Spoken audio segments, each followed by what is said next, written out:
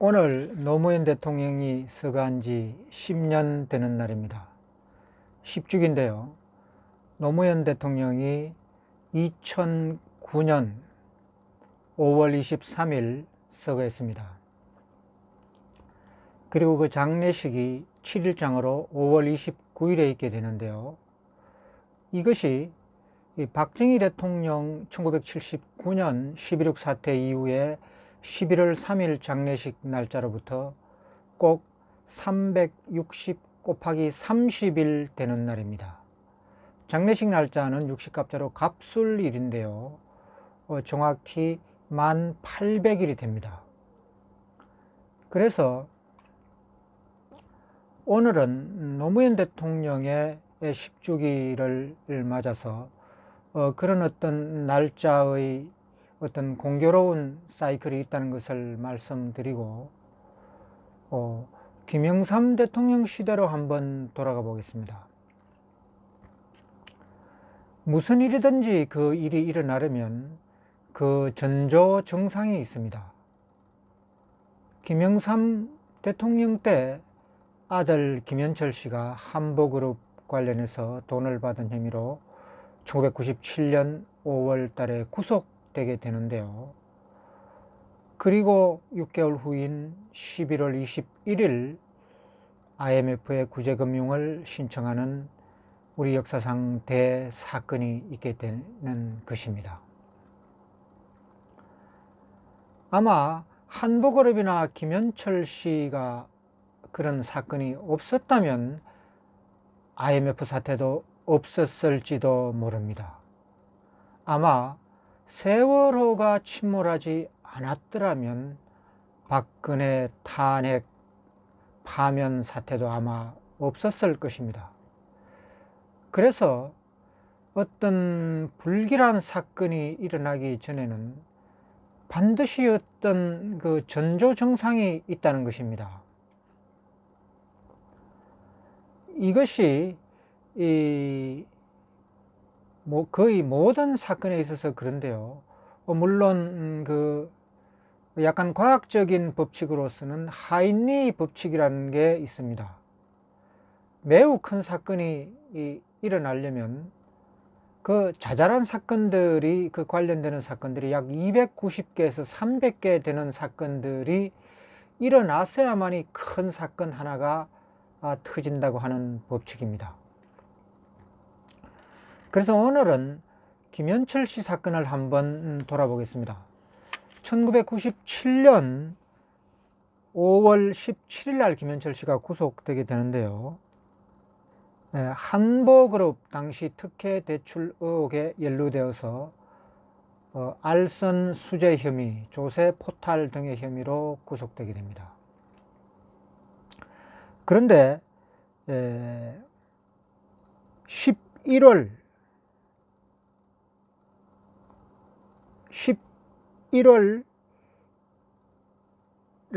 김현철 씨가 보석금 1억 원을 내고 석방되게 됩니다.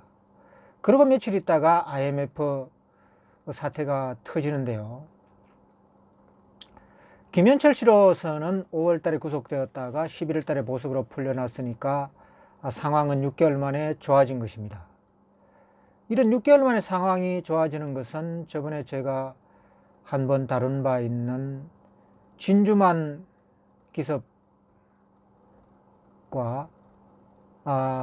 그 이듬해 미드웨이 해전이 약 꼭 180일 간격이 있다는 걸 말씀드렸는데, 김현철 씨는 약간 보석으로 석방되어 사정이 나아졌지만 똑같은 그 11월 달에 대한민국은 IMF 사태를 맞게 되는 것입니다.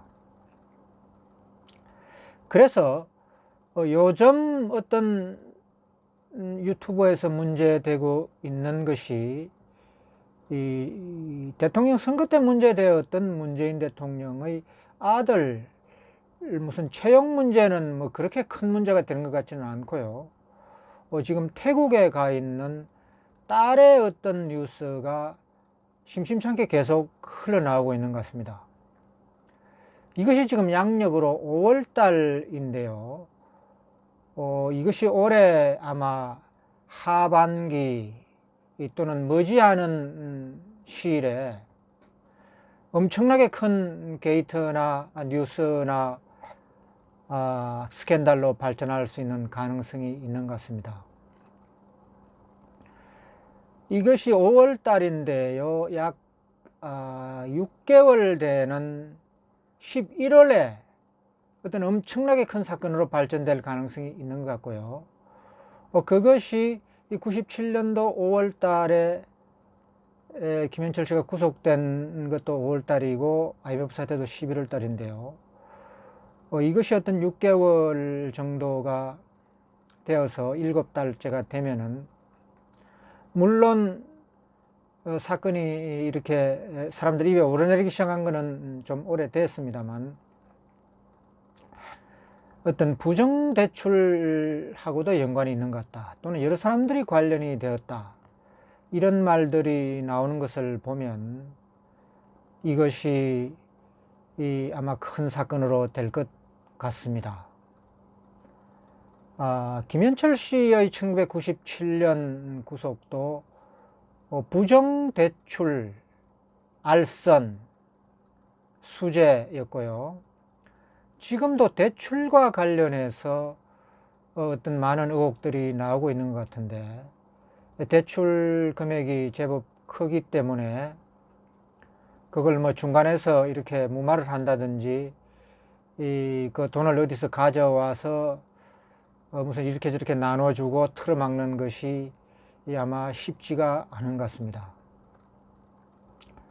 이것이 아마 어떤 전조증상으로서 크다란 사건이 되어서 지금 정부에 어떤 큰 타격을 입힐 수도 있을 것 같다, 이런 예상이 듭니다. 너무 방정맞은 예상인지 모르겠는데요. 아마도 김영삼 대통령이 아들인 김현철 씨가 조신하게 있어서 부정대출이라든지 무슨 인사에 여러 가지 개입되었다, 이런 문제가 없었다면 아마도 IMF 사태도 없었을 것입니다. 이것이 또 명리학적으로 관련이 있는데요. 아들, 딸의 어떤 큰 문제가 생기면 그 압이 되는 사람의 자리도 엄청나게 흔들린다, 이런 어떤 관련성이 짙게 있습니다. 그래서 이런 것이 전조증상하고도 관련이 있고요.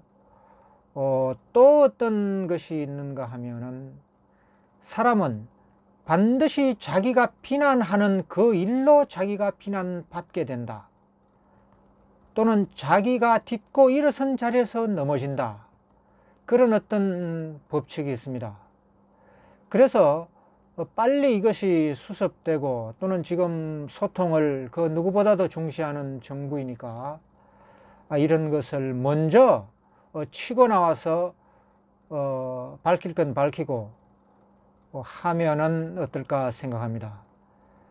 이것이 이런 식으로 공식 채널이 아닌 유튜브 같은 데서 계속 논의되기 시작한다면 이것은 조짐이 좋지 않습니다.